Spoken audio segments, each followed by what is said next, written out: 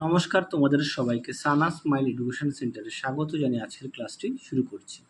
আজকে তোমাদের সঙ্গে আলোচনা করব তোমরা যারা অষ্টম শ্রেণীর তৃতীয় পর্যায়ক্রমিক মূল্যায়ন পরীক্ষা দেবে তোমাদের জন্য রায় ও মার্টিন প্রশ্নবিচিত্র থেকে আজকে সমাধান করব অষ্টম শ্রেণীর ভূগোল বিষয় মডেল নাম্বার 8 অর্থাৎ 8 নম্বর স্কুলের যে সমস্ত ছোট ও বড় প্রশ্নগুলি আছে তার সমস্ত প্রশ্নের উত্তরের সমাধান করে দেখাবো। চলো দেরি না করে মূল বিষয়ে যাওয়া যাক। দেখো কি আছে, মহাসাগরীয় ভূত্বক, এর সঠিক উত্তর হবে অপশান বি, ব্যাসল্ট। পরবর্তীতে দেখো দুই দাগের লৌহ ইস্পাত শিল্পে ব্যবহৃত হয়, উত্তরটা লিখবে চুনা পাথর, অপশান সি। তিনে দেখো উত্তরটা হবে সিরোস্ট্যাটাস, এটা হচ্ছে মেঘের মধ্য দিয়ে চাঁদ ও সূর্যকে বলের মতো দেখায়। চার দাগে দেখো তুষার ও জলকণার আংশিক মিলিত রূপ, উত্তরটা লিখবে স্লিট, অপশান এ। পাঁচে দেখো গোধূলি অঞ্চল নামে পরিচিত, উত্তরটা লিখবে ভূমধ্যসাগর জলবায়ু অঞ্চল, অপশান বি। ছয় দেখো তুন্দ্রা অঞ্চলবাসী সবচেয়ে বেশি নির্ভর করে, উত্তরটা লিখবে বলগা হরিণের উপর, অপশান ডি। সাথে দেখো ইটা রোগের জন্য দায়ী, উত্তরটা লিখবে ক্যাডমিয়াম, অপশান সি। আটে দেখো 1992 সালে বসুন্ধরা সম্মেলন অনুষ্ঠিত হয়েছিল, উত্তরটা লিখবে রিও ডি জেনিরোতে, অপশান সি।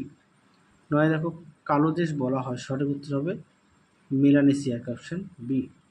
দশে দেখো ওশিয়ানিয়ার সর্বোচ্চ শৃঙ্গের নাম কি, উত্তরটা লিখবে মাউন্ট উইলহেলম, অপশান এ। পরবর্তী দেখো সত্য মিথ্যা কী আছে, এক দাগের উত্তরটি শুদ্ধ, দুই দাগেরটা শুদ্ধ, তিন দাগেরটা শুদ্ধ, চার দাগেরটা হবে অশুদ্ধ, উত্তরটা হবে ক্যাটাবেটিক, পাঁচেরটা হবে শুদ্ধ, ছয়েরটা হবে অশুদ্ধ, উত্তরটা লিখবে নরওকে, সাতের উত্তরটা অশুদ্ধ, উত্তরটা লিখবে আমাজন বৃষ্টি অরণ্যকে, আট দাগের উত্তরটা হবে অশুদ্ধ, সঠিক উত্তর হবে অস্ট্রেলিয়ার কুইল্যান্ড উপকূলে।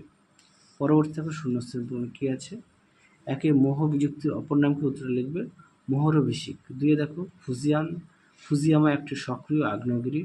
তিনে দেখো ডোলেরাইট একটি উপপাতলিক শিলার শ্রেণীর আগ্নেয়শিলা। চারে দেখো বায়ুর আর্দ্রতা মাপক যন্ত্রের নাম, উত্তরটা লিখবে হাইগ্রোমিটার। পাঁচে দেখো তুন্দ্রা অঞ্চলের উল্লেখযোগ্য উদ্ভিদ, উত্তর লিখবে মস আর লাইকেন। ছয় দেখো নিউজিল্যান্ডের বিখ্যাত সমভূমির নাম, উত্তর লিখবে ক্যান্টারবেরি। সাথে দেখো হু এর সদর দপ্তর জেনেভায় অবস্থিত। পরবর্তী দেখো বাম স্তম্ভের সঙ্গে ডান স্তম্ভ মেলাও। একের উত্তরটা হবে সি, দুইয়েরটা হবে ডি, তিনেরটা হবে ই, চারেরটা হবে এ, পাঁচেরটা হবে বি। পরবর্তী দেখো কী আছে, কেন্দ্রীয় মডেলের উপাদানগুলি লেখো, উত্তরটা লিখবে নিকেল, লোহা আর নিফে। পরবর্তী দেখো দুই সিসমোগ্রাফ টিকা লেখো। দেখো প্রশ্ন উত্তর, তোমাদের আগের ভিডিওতে সাজেশান দেওয়া আছে, তোমরা যারা এখনও দেখোনি আমাদের প্লেলিস্টে গেলে পেয়ে যাবে। দেখো সিসমোগ্রাফ সম্পর্কে টিকা দেওয়া আছে, তোমরা পাঠ্য বই থেকে পড়ে নিতে পারো, পাঠ্য বই আছে সুন্দর করে, তোমরা সেখান থেকে পড়ে নিও। আমি সহায়িকা তো দেখিয়ে দিলাম। পরে দেখো মানব জীবনের শিলার দুটি গুরুত্ব, দেখো উত্তর,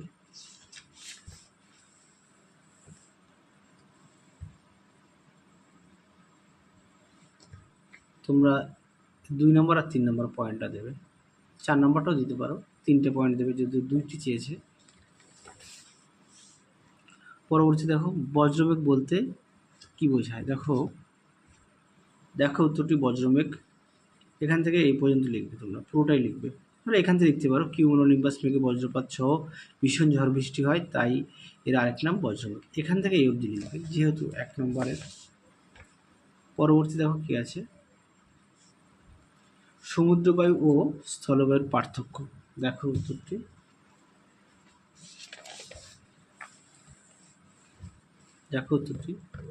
তোমরা অবশ্যই বিষয়গুলো উল্লেখ করবে। পরবর্তী দেখো কি আছে, দুই দাগের প্রশ্নটি দেখো, তোমাদের উত্তরটি দেখায়, পাঠ্য বই থেকে উত্তরটি দেখাবো।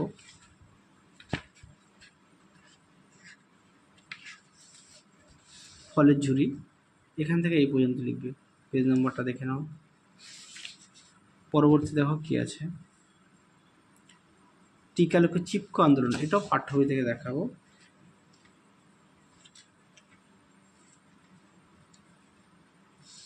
দেখো উত্তর, এখান থেকে এই অবধি লিখবে, পেজ নম্বর 71। পরবর্তী দেখো নিউজিল্যান্ডের ভূপ্রকৃতি বর্ণনা, এটাও পাঠ্য বই থেকে দেখাবো, এটা আগের ভিডিওতে দেখিয়েছি, তাও তোমাদের দেখিয়ে দিই। দেখো পেজ নম্বর 112।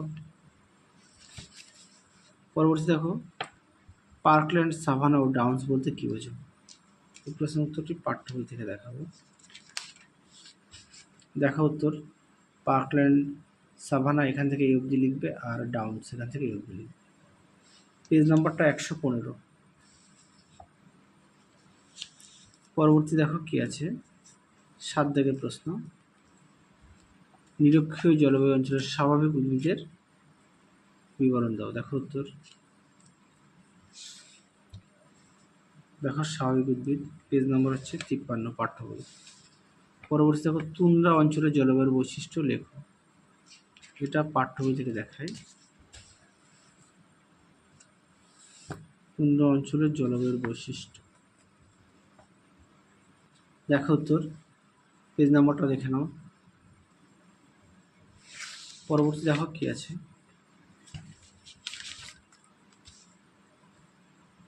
2 দাগ,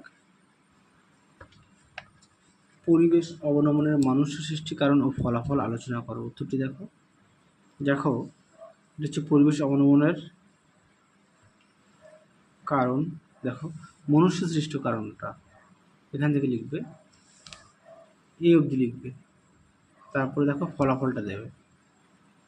তোমাদের আগের ভিডিওতে সাজেশান দেওয়া আছে, তোমরা যারা এখনও দেখোনি আমাদের প্লে লিস্টে গেলে সাজেশান পেয়ে যাবে। এছাড়াও তোমাদের আগের ভিডিওতে তোমাদের অষ্টম শ্রেণীর বাকি যে বিষয়গুলো আছে সমস্ত বিষয়ের রায় ও মার্টিন প্রশ্ন বিচিত্রার মডেল সেটগুলো সমাধান করে দেওয়া আছে, তোমরা যারা এখনও দেখোনি সেটাও আমাদের প্লে লিস্টে গেলে পেয়ে যাবে। পরবর্তী দেখো, তিনি মার্ডারিং অবৈকার কৃষি ও পশুপালন সম্পর্কে যা যেন লেখো। দেখো প্রশ্ন উত্তর, তার আগে বলি, তোমরা সমস্ত বিষয়ে পাঠ্য বই অবশ্যই খুঁটিয়ে পড়বে, পাঠ্য বইয়ের দিকে অবশ্যই গুরুত্ব দেবে। পাঠ্য বইটা অবশ্যই খুঁটিয়ে পড়ো, তাহলে তোমরা বিষয়টা জানতে পারবে। মার্ডারিং অবৈকার কৃষি ও পশুপালন, দেখো কৃষি ও পশুপালন সুন্দর করে দেখো দেওয়া আছে, তোমরা উত্তরটি এখান থেকে এই অবধি লিখবে, পেজ নম্বর 117।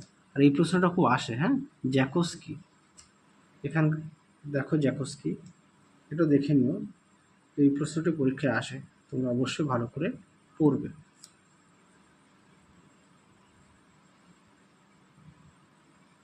দেখো উত্তর, তোমরা অবশ্যই প্রতিটা বিষয়ে পাঠ্য বই খুঁটিয়ে পড়বে, আর তোমাদের আগের ভিডিওতে সমস্ত বিষয়ের সাজেশান দেওয়া আছে, তোমরা যারা এখনও দেখোনি আমাদের প্লে লিস্টে গেলে সাজেশান পেয়ে যাবে। তাহলে চলো আজকের মতো এখানেই সমাপ্ত করছি, আবার দেখা হবে খুব শীঘ্রই তোমাদের পরবর্তী ভিডিওতে। তোমরা সবাই সুস্থ থেকো, ভালো থেকো, আজকের মতো টাটা।